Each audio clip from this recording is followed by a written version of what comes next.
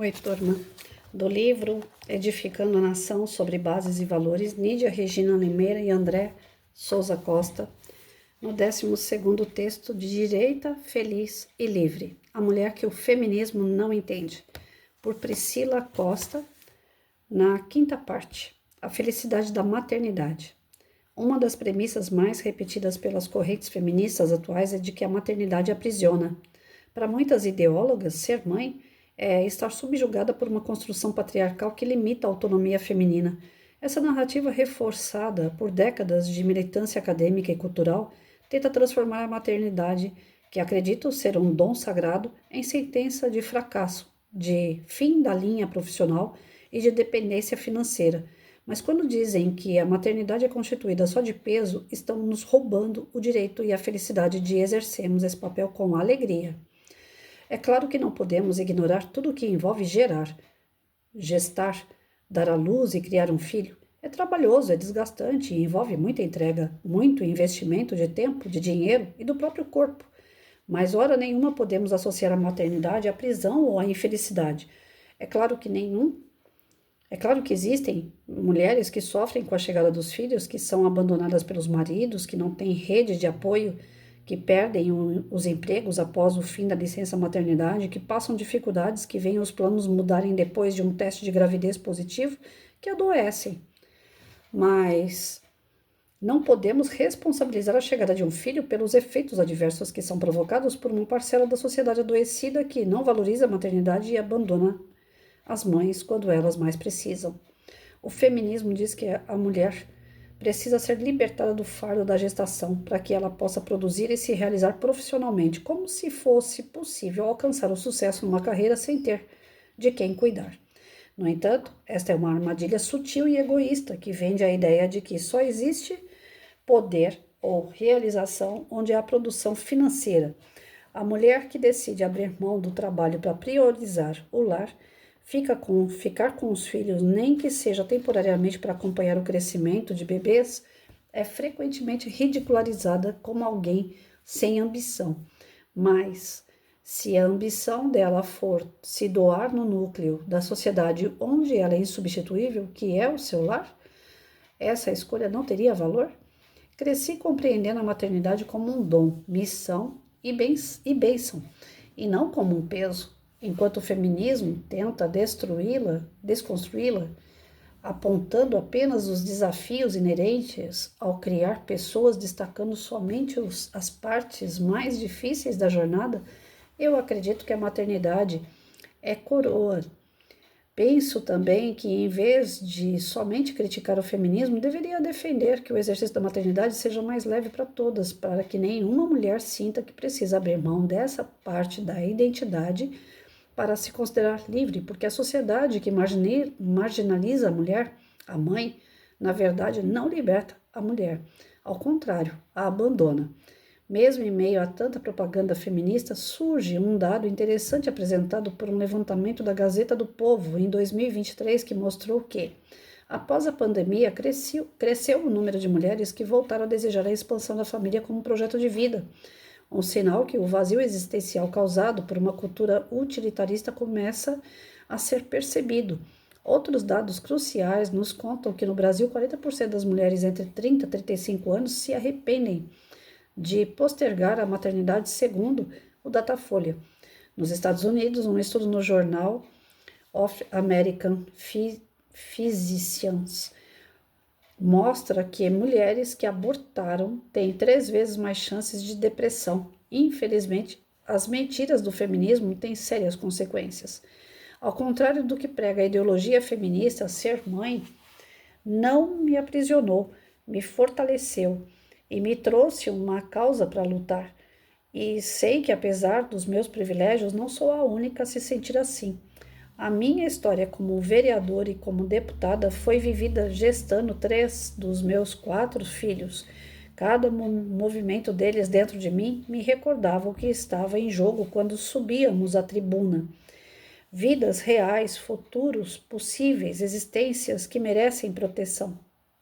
Foi prestes a entrar de licença, poucas semanas antes da minha caçula nascer, que enfrentei uma dura oposição ao ser relatora do Estatuto do Nascituro. Orgulhosa da minha barriga, deixei claro, com o meu corpo, a vida começa antes do parto, que eu lutaria para que essas pessoas em formação tivessem o direito de nascer, crescer e ter suas próprias histórias para contar. Ser mãe não me limitou, me expandiu. Enquanto escrevia projetos, discursava no plenário e votava temas importantes, meu corpo não me impediu de estar onde estava. Ele foi simultaneamente ferramenta política e sinal visível de esperança.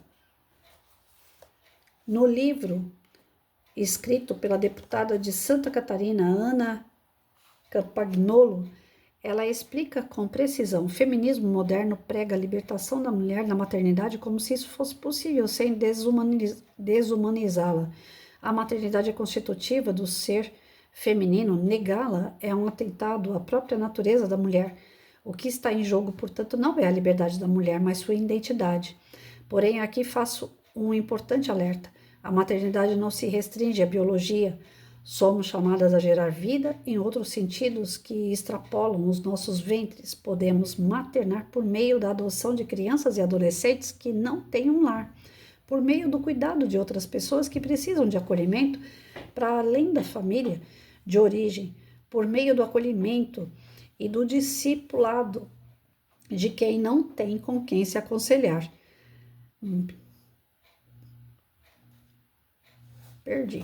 Por meio da educação de outros seres humanos que precisam de instrução nos mais diversos níveis. Todas essas são formas elevadas de maternagem.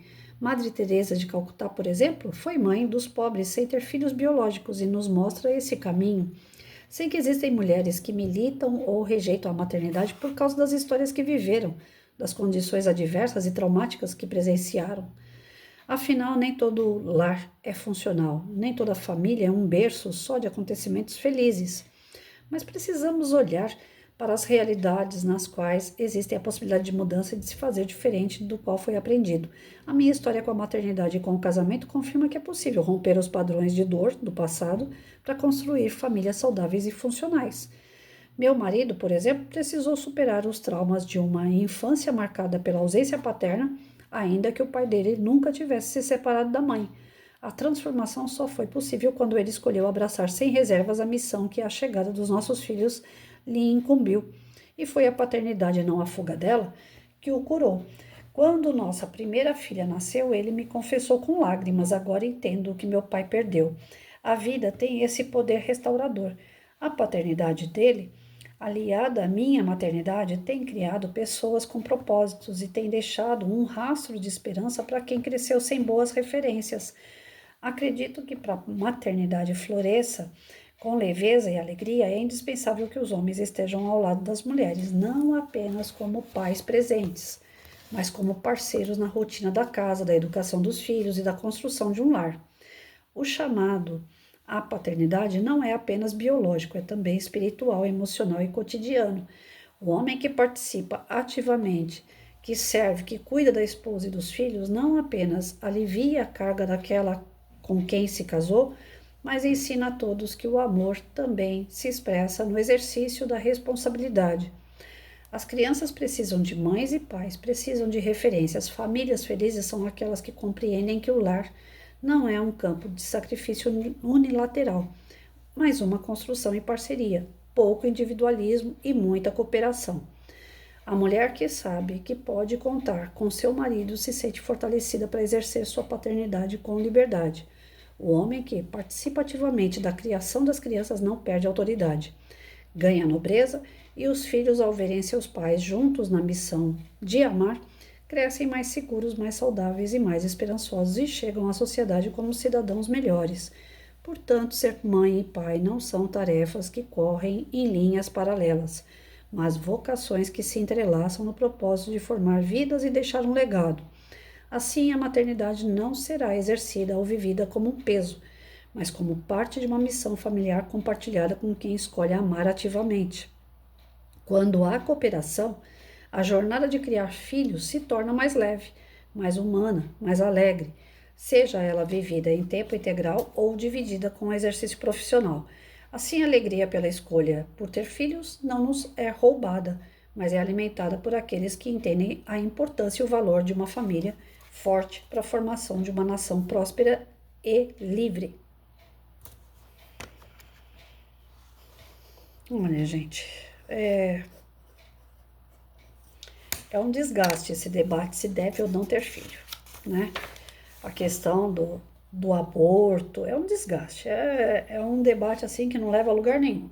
Fato é que para desenvolver uma sociedade, para desenvolver uma economia, para desenvolver uma política, para desenvolver qualquer tipo de área, educação, saúde, segurança, mundo, nós precisamos de gente, nós precisamos de pessoas. E para ter pessoas, nós precisamos procriar, nós precisamos formar famílias, nós precisamos ter filhos. Então, não tem muito o que debater a respeito disso. A vida é uma constante, é uma necessidade humana você ter filhos. É uma necessidade pessoal você ter filhos. Aquela pessoa que passa pela vida, né? Eu lembro que meu professor lá no primário falava: passou pela vida, você tem que plantar uma árvore, você tem que deixar uma semente sua, né? Seja uma árvore, um livro ou um filho. Você tem que deixar algo seu, uma continuidade sua. Senão você viveu uma vida inteira e na verdade você não viveu nada, porque você não deixou nada. Então, o filho é uma continuidade, faz parte da continuidade humana, faz parte da continuidade de Deus. É algo de Deus, é algo para ser feliz, é algo para falar, poxa, deu certo, é um projeto, né? Que desenrola. Ah, mas eu tive um filho e esse filho é ingrato. Ué, aí é problema do filho que é ingrato, mas a sua parte você fez, você colocou um filho, você criou, você educou. Você provou que você era capaz de doar a sua vida para aquele ser e que você foi fiel àquilo que Deus esperava de você, a continuidade da vida. E não é ser mãe apenas biologicamente, mas você pode ser mãe como Madre Teresa, foi citada aqui no texto. Você pode ser mãe, pai de uma série de pessoas. Se você não quer ter um filho biologicamente ou não pode ter, você pode adotar, você pode ajudar. Agora, é terrível ouvir as coisas que a gente ouve da esquerda, né? Que meu corpo, minhas regras, só vou ter se eu quiser, não sou obrigado. Não, realmente ninguém é obrigado. Mas são pessoas infelizes, são pessoas que sentem vazios, são pessoas que são depressivas, mesmo aqueles que não abortaram são depressivos, está sempre faltando alguma coisa. Porque não são capazes de doar, não são capazes de criar, não são capazes de educar, não são capazes de fazer. Ah, não, eu faço para mim. É o auge do egoísmo. E para o outro, nada. E para os outros, nada. Você podia estar contribuindo com uma vida que se tornaria um médico que salvasse outras vidas, que desse continuidade. E não, meu corpo, minha regra, não vou ter nada, não quero nada. E se eu tiver, eu acabo com isso rapidinho, vou lá e aborto, porque eu posso, porque eu quero. As pessoas se julgam deuses, né? Elas são donas. Nós não somos donos de nada, gente. Se a gente bobear, eu tô aqui conversando com vocês, pode dar uma parada em mim aqui e acabou, porque a vida e a morte pertencem a Deus, não pertence a mim. Eu não sou dona nem da minha própria vida. Então, no contexto político, social, econômico, a gente vê o ser humano como um cara que produz. Então, já que é para olhar por esse lado, você não está contribuindo com o desenvolvimento do seu país, se você não procriar. Não, se eu conter os gastos da minha família, eu tô enriquecendo. Vai enriquecer e vai levar? Você vai levar isso aí no teu caixão? Você vai levar sua casa, seu carro? Você vai levar seu dinheiro no teu caixão? Ou você vai deixar pessoas aqui do tipo, essa pessoa que desencarnou é uma pessoa que fez o bem, essa pessoa propagou o bem, ela desenvolveu tecnologia, ela desenvolveu através de outros seres que ela criou, que ela cuidou, ela desenvolveu mais saúde. Então, o que nós vamos deixar aqui? Qual é o legado que nós vamos deixar aqui? Dinheiro? Casa? Carro? É um sonho assim muito além, né? É algo muito ilusório, é utópico isso, é bobagem. Então, o discurso que a esquerda tem são os fracassos pessoais que se uniram ali. Ah, meu pai não foi presente. Ah, a minha mãe sofreu demais para criar a gente. Eu não quero sofrer que nem minha mãe. São discursos de famílias que sofreram traumas e que não souberam superar. São pessoas fracassadas. São pessoas tristes. São pessoas de baixo padrão vibratório, de um vitimismo total, incapazes de superar esses traumas, elas se fragilizam diante desse vitimismo. Sou vítima da sociedade, sou vítima da minha família, então eu não quero continuar a família. E propagam ideias para outros que são tão fracos quanto elas. Então não é que a gente é melhor do que o outro, nada disso, mas compare bem. Quem tem família, chega final de ano, olha, tem muita hipocrisia? Tem. Tem muita gente que fica tirando fotinho de mesa de Natal e Ano Novo em volta de um monte de gente com uma mesa linda e o coração vazio. Tem muita hipocrisia, concordo. Mas grande parte das pessoas que estão em volta de uma mesa rodeada de família tem uma razão de ser e de viver, ainda que a sua família não seja perfeita, porque ninguém tem uma família perfeita. Agora, aqueles que não construíram uma família, aqueles que não têm uma mesa cheia e gente em volta da mesa, criança correndo, criança brigando, o parente difícil, aquele que não tem movimentação de família em volta de uma mesa, ele geralmente é triste, amargo, azedo. Feliz Natal! Ah, só se for para você. Ah, que bobagem. Natal para mim é um dia como outro qualquer. Você vai ver que são pessoas que não têm muito o que oferecer. Ficam vazias. E eu digo isso porque eu cheguei num patamar que eu já tive mesa cheia com família, mesmo que brigando, e eu era feliz daquele jeito. Eu já tive em volta da mesa metade da família, porque metade já tinha desencarnado, né? E agora eu cheguei num patamar que a minha mesa ficou vazia. Se eu deixar, eu me contamino com a tristeza, com a angústia que as datas acabam me gerando e fico infeliz. Então eu não me deixo contaminar, mas a minha mesa hoje é vazia. E eu não me sinto tão alegre hoje como eu era antigamente com a mesa cheia. Então a minha própria vida serve de exemplo para isso. Agora, porque minha vida hoje, minha família hoje se reduziu a tanto que minha mesa está vazia, não tem ninguém em volta, e por conta disso eu vou sair falando para todo mundo, não tenha família porque família não presta? Não. A minha foi um projeto que foi diminuindo, diminuindo e agora tá aí. Não tem nada em volta da mesa, só tem eu e meu cachorro. Mas isso não significa que são projetos que acabam dando em nada. Alguns dão até cada vez mais. Eu vejo famílias progredindo cada vez mais. Olha, na minha família está nascendo mais um, na minha família está nascendo mais dois, tá vindo gêmeos. Olha, eu tenho uma sobrinha, um sobrinho que já estão me gerando outro sobrinho, já sou tio avô. E quanto mais você tem pessoas em volta, mais feliz você é, com todas as encrencas que uma família pode trazer. Mas quanto menos pessoas você tem, mais vazio você vai ficando. Então você não pode se deixar entregar. Eu propago que família é um projeto que pode dar certo. E dá certo. Agora, quando você vai diminuindo isso, eu virei pro meu irmão outro dia e falei, acabou aqui a família. Só tem eu e ele. Meus pais já se foram. Ele não quer casar, ele não quer ter filho. Então, a família acabou ali. O meu filho não quer ter filho. A família acabou ali. Então, tá reduzindo, reduzindo, reduzindo. A nossa família vai acabar ali. E qual é a graça disso tudo? Nenhuma. A graça é progressão. Progressão. E não diminuição. Né? Os controles de natalidade que os países fazem porque tem um excesso de pessoas, acho absurdo, porque a vida e a morte pertencem a Deus. Então, aonde cabe um, cabe dois, cabe 10. E aonde não couber, vai sair dali e vai para outro lugar onde vai caber. Sempre dá um jeito, né? É lógico que a gente tem que ter a prudência, não é porque eu posso ter filho que eu vou ter os 20 filhos e vou fazer todo mundo passar fome. Eu tenho que ter a responsabilidade diante dessas vidas. Mas essa conversa de que a maternidade traz infelicidade, eu vivi para o meu filho. Né? Eu ia trabalhar, eu saí para tirar licença faltando acho que uns 4 dias, porque eu tive a primeira gravidez, eu perdi meu bebê.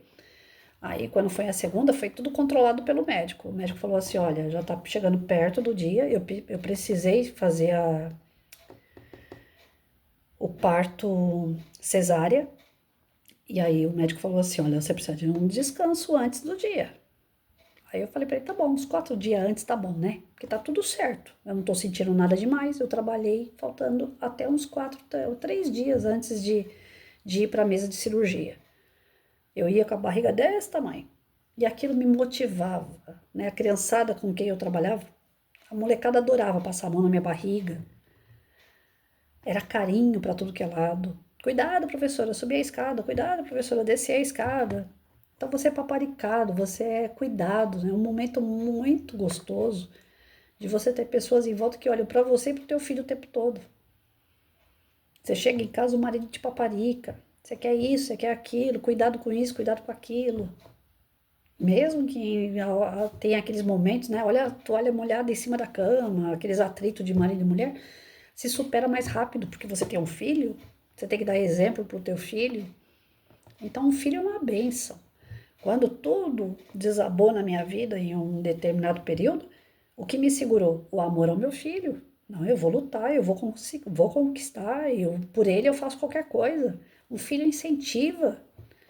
Por isso que fala que mãe é uma leoa. Ela desconhece a força que tem. Quando ela coloca o filho dela em risco, ela vira uma onça.